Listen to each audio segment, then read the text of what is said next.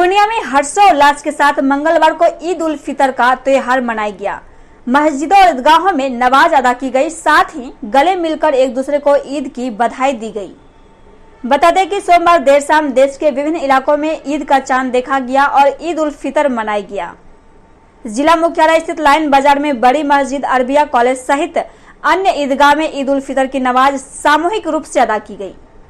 इस दौरान मस्जिद के मौलाना ने लोगों को ईद के महत्व के बारे में बताते हुए कहा कि ईद अल्लाह के रमजान के रोजे के बाद एक तोहफा है। ईद के रोज अपने रिश्तेदारों, दोस्तों और आसपास के लोगों का घर आने जाने का दौर चलता रहा, तो हिंदू भाइयों ने भी गंगा जमुना तहजीब और भाईचारगी की मिसाल पेश करते हुए मुस्लिम दोस्तों और मिलने जुलने वालों के यहाँ जाकर ईद की मुबारकबाद दी और गले मिले। इस दौरान मेहमानों का मुंह मीठा कराने के लिए सेवैयां, नमकीन के लिए दही बड़ा, फ्रूट्स, छोला, चटपटी चाट और सूखे नमकीन भी खिलाए गए।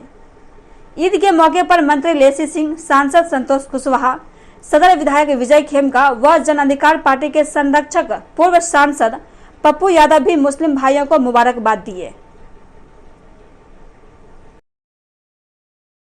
ईद को लेकर क्या लोगों में पैगाम दे रहे हैं आज?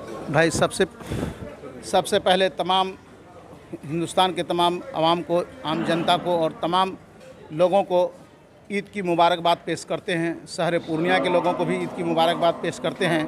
पूर्णिया गंगा जमनी तहजीब का मरकज़ रहा है, इस लिहाज से यहाँ जो एक भाईचारगी और सौहार्द का माहौल है वो अब अविश्वसनीय है और इसकी कोई तुलना नहीं की जा सकती है। और इस ईद के माध्यम से हम लोग पूरी भारत में शांति और अमन की ज़िंदगी चाहते हैं और पूरी अमन के साथ हम लोग मिलजुल कर रहें और आपस में सब एक दूसरे के भाई हैं, एक भारतवासी हैं हम लोग।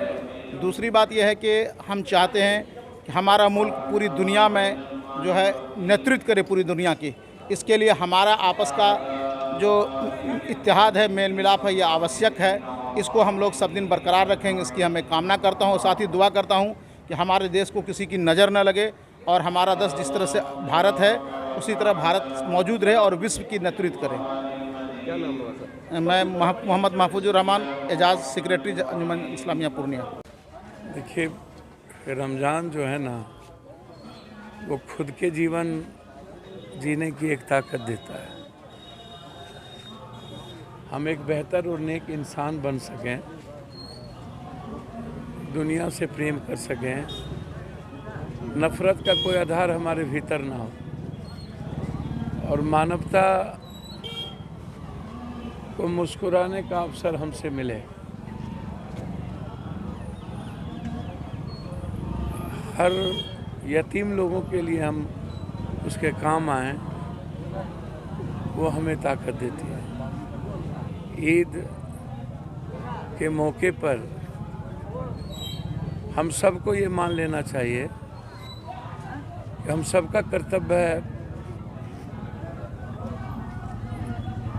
सच्चाई के रास्ते पे चलने का,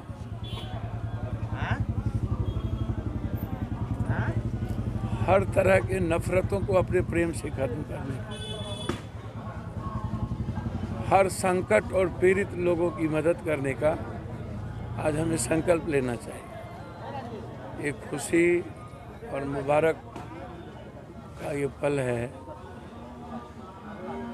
हम सब खुशियों में शरीक इसलिए होते हैं कि सर्वधर्म संभव वसुधैव कुटुंबकम, सार्वभौमिकता का जो नैसर्गिक दर्शन है विश्व का, विश्व कल्याण और मानव कल्याण, वह हमारी ताकत है। और हम एक हैं, ईश्वर और अल्लाह एक है और हम सिर्फ उसके बंदे हैं।